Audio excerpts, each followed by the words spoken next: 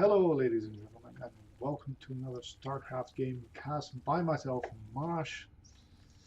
This one, a TVZ on Dusk Towers, submitted on GG Tracker and okay, uh, Reddit Castit, where you can get your games cast by members of your community. In this corner, on the north side, we have Sugarbiscuit, which is quite nice. And on this side, we have, I can't get the complete name on either the lower side of my screen or the top side of the screen, but it's Wobsotopian. Wobsotopian.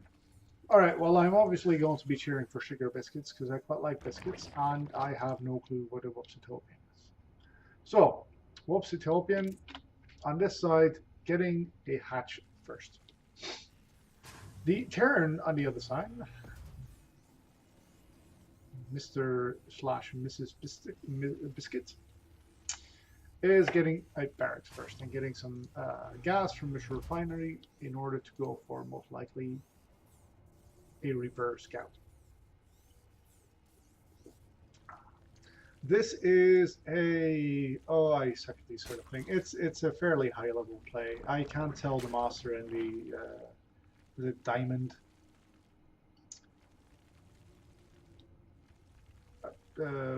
portrait cover thingamabobs apart, so you know it's higher than my league. Sugarbiscuit's going for his own expansion, and yeah. Oh, like, did I miss a Reaper? He's not getting a Reaper. So what is he using his gas for? Is he going to build a factory? Yes, he is. All right. In the meantime, Wobsotopian getting Zergling speed, getting 6 Zerglings, and yeah, not really having gotten any closer to his opponent's base. So he doesn't know what's going on. And Sugarbiscuit sent out 2 Marines in order to catch any overlords that might have gone this way, or is going around. No, you're not going to get there. In order to just sort of, okay, sort of generally scouting. In the meantime, Wobsotopian sending out his Zerglings, hoping to get some information himself, with 2 going across the map. He's keeping 4 at home for any possible Reapers, possibly, or whatever. It's just going to be the scouts. And what does he see? Well, he sees a tech lab. He doesn't see the factory. He doesn't see the additional barracks, and he doesn't see the.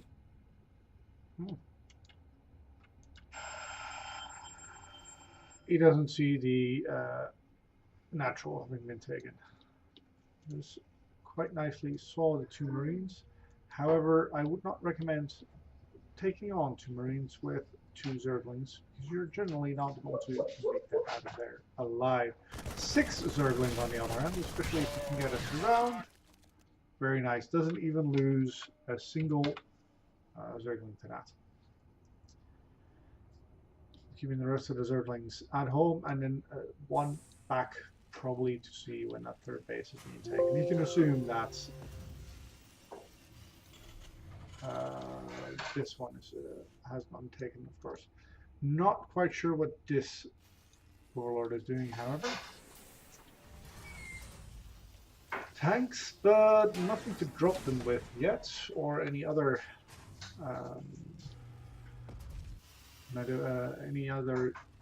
use you might have for a medevac. This is due to some low gas count, which he's trying to correct with his refinery being taken, and their medevac. 3rd base coming down for Wobsotopian, and in preparation for stuff, either drops or liberators that might be coming out, gets 2 spore crawlers. And this is enough Marines to make sure that no single Zergling prevents the dropping down of the command center for very long, although it does for a very short amount of time. I like these overlord positionings here, but I found it's kind of sad that he doesn't have anything here which you can just sort of fly in and see whether not that you'd expect it to be anything other than bio, but you know, people still play mech and other people play air Terran. It's you know, nice to get a confirmation.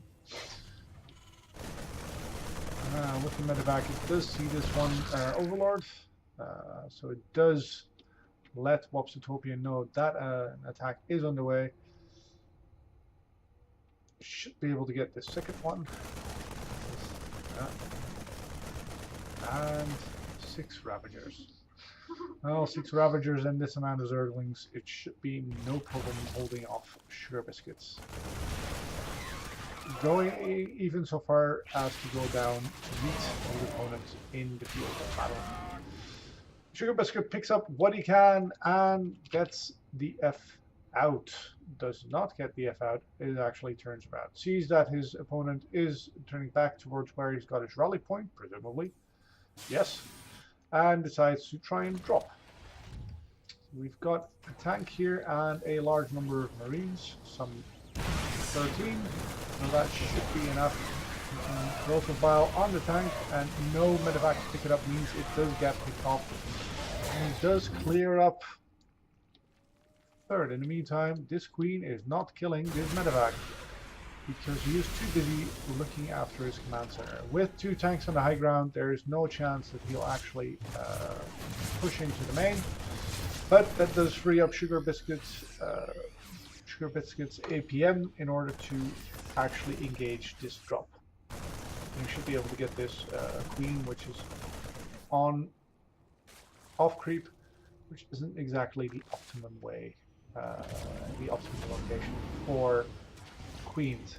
And with, what is this, 5 Mutalisk scouts and a 4-color, he shuts down the remaining of this drop very nicely.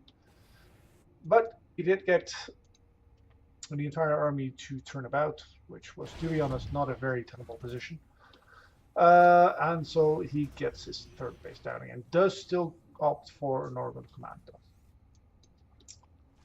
Also doping on the in the meantime, drones up his 3rd again, and gets 2 evolution chambers. Sugarbiscuits, on the other hand, is halfway through with his first 2 upgrades already. A sort of flyer attack actually up sooner. We've got, yep. We've got a very nice turret coverage in the first 2 bases, and the 3rd is where his army is, so that shouldn't be that much of an issue. Still, 7 Mutalisks, if left untended, 8 Mutalisks, even 12 Mutalisks? Where are the other 4? Over there. Is enough to do a fair bit of damage. Not if you fly straight into Marines, though. Especially not stint Marines. Oh, you do not want to go there. Looking for a spot, not finding one, and decides to go back home.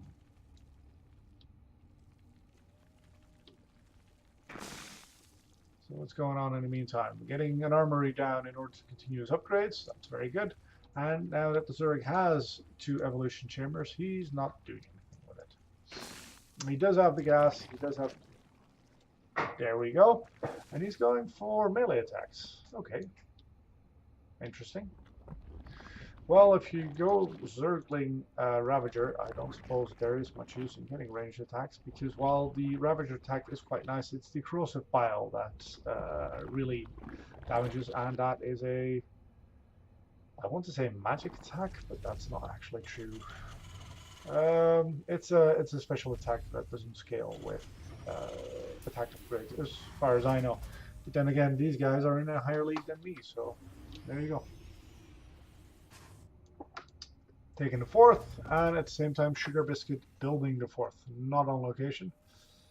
And with this amount of turrets, these Mutalisks are actually not going to accomplish much.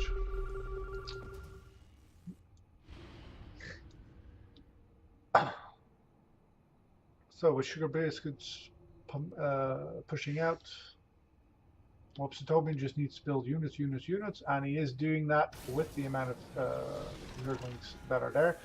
Zergling is very useful in order to keep an army in place so you can corrosive foul them. Oh, he's even got some Banelings there. Oh, and let's return, pull back, and out of range of actually doing anything. But he does lose all of his Zerglings, all of his Mutalisks, and now Sugarbiscuit just swims forward and kills everything. It's a few Zerglings, and with just one medevac to heal, he could do some damage there, but with that amount of Banelings, should be able to do damage, although it would be easier if he actually had Baneling speed. So Wobsotopian not going so well, but he has an Ultralisk Cavern just finished, so if he can build enough time to get any of those out, oh, those are fairly nice Baneling hits, then he should be able to, well, not die directly. Even though if you look at the mini-map, there's great swaths of blue just slowly pushing its way across as Sugarbiscuit tries to move in and kill the third of Wobsotopian. But with Baneling speed and on creep, you can't outrun Banelings, and his entire army is cleaned up. Very nice. The reinforcements, on the other hand, are there, and Sugarbiscuit manages to consolidate his forces in front of his opponent's base. Fourth base being taken, and 2-2 on the way for our Zerg player, whereas the Terran player has to do already. Oh, and if we can just get that shot. Oh, these are lovely Baneling shots, by the way. That's what's keeping Wobsotopian in here. It's these one or two Baneling shots that just do so well. But these medevacs are completely uncontested. All the Mutalisks are gone, and yeah, they can just, you know, stay there, hang there. Nothing's going to shoot at them. There's no Ravagers. There's just Zerglings and Ultralisk. Now the Ultralisk will surprise Sugarbiscuit quite a bit. Probably assumed he had his opponent on the ropes, and he does. But Wobsotopian managing to squeeze out an Ultralisk Cavern is very nice. Now, these aren't... Oh, he did manage to get... what's it? Chitinous plating. So these are quite the hardy units. With 6 damage being done, these guys do 8. Well, per shot, you're just not doing that much. With 3-3, that will be improved though, but with before that comes into play, the Zerg Ground Carapace level 2 will be finished, and we will have the same issues there. And the Zerg player can start his 3-3 as soon as this finishes as well, and the adrenal glands, which will really help with the Zergling Ultralisk army. We'll see if he remembers. Where are we going? Where are you expanding to? Well, it looks like he really does need to expand, but that must mean our Zerg needs to expand quite a bit more. Seriously, where are you going? There's no base there.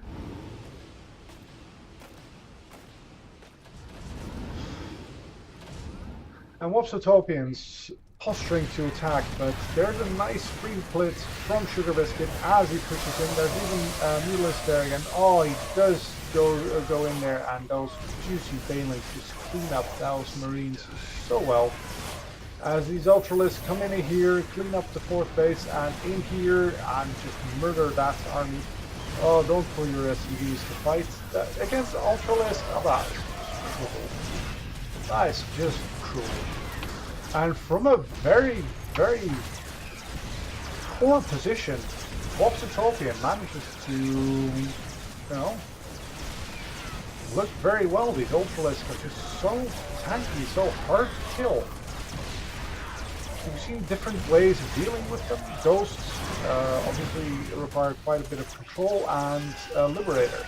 He did make Ghost Academy, and he is building Ghosts. So maybe he can clean this up, but oh, there's no personal cloaking, as far as I know. No, there isn't. And with these Zerglings there, they should be able to pounce on these Ghosts even before the Ultalists do. And oh man, this is just a massacre. He looked so well. Sugarbiscuit looked right in control of this game, but these Ultralists had no answer for it. There's a little drop going on right here. Did it manage to kill something? Yes, it managed to kill. Get managed to kill a third base. And now the Liberator, as I was discussing this here. These guys do melt Ultalists quite well. And Wobsotopian smartly just pushing back. I mean, there's nothing here. There's no production. Well, there's a Ghost Academy and no barracks to pull anything out of it. The only thing he really can only do is these Liberators. You can just pull back. It's fine. Pull back, consolidate your forces, and get something that shoots up. Oh, look at that. These are great units, but this ground cannon gun thingamabob. For that, the comfort cannon, 85 damage. Well, you need quite a bit more armor in order to deal with that. And Sugarbiscuit down to his last 16 SCVs, which weren't doing much anyway. Oh, Corruptors coming in for Wobsotopian. That works out very well. And that is not a GG, but that is a GG. Very nicely played. I thought Sugarbiscuit would have had that there, but the Ultralisk Squitch is just too powerful. GG.